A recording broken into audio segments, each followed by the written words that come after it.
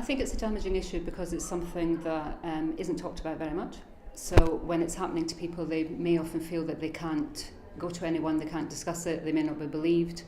It impacts on people. When something's happened to your work, it impacts on everything in your life. It doesn't just impact on you when you're at work. So it impacts on your ability to do your job, and then impacts on your personal life when you leave work. So it's a bigger issue than just what's happening to you when you're in the workplace. So sexual harassment is a big issue because it is really a symptom of what's going on in the labour market more broadly. So the issue we have is really that we don't have equality between men and women yet at the moment in the labour market. So women find it more difficult to access certain jobs, to progress in jobs. Obviously we have the gender pay gap, and there's a sort of whole power dynamic where men still tend to hold most of the power in terms of leadership roles in the labour market. I'd say that Gibraltar's still got a way to go. Sexual harassment basically occurs, or generally occurs, when there's a power imbalance, is mostly men inflicting the harassment on women. Not that it doesn't happen the other way around, it does, but it's mostly that way. And in Gibraltar, we're still very predominantly male-led in business. Do you feel that there's a change in attitudes Europe-wide? Do you think that things are getting better, they're getting worse? Is there no change?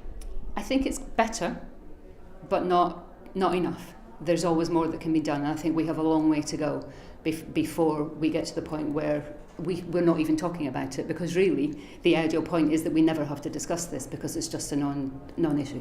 I think there's a change now with what we have seen with the Me Too movement, coming from America about a year and a half ago, so that actually women and high-profile women coming forward and saying, this is what's happening, and this is not right. We should stand up, and this is not what the norm should be like. And I think the younger generation now coming to the labour, both men and women actually saying, we want to do things differently, this is not acceptable. So there is a shift in mindsets, with new generations coming in. It just needs to now translate into actual behaviours in the workplace. I've always been of the belief that we should be in mixed schools. I originate from the UK, I've been in Gibraltar for 30 years, but I went to school in mixed schools.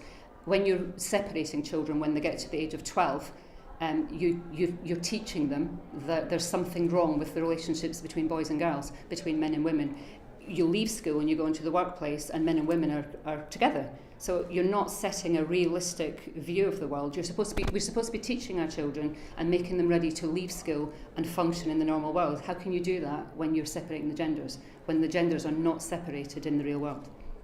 I am very optimistic because I think what we've seen with the Me Too movement has been great, because women have been coming forward and supporting each other, and this kind of wall of silence has been broken, and now it's just, I guess, sustaining that and saying what can we do about it. And as I said, the next generation I don't think will accept what has been happening, so I do think we will get there. Thanks very much.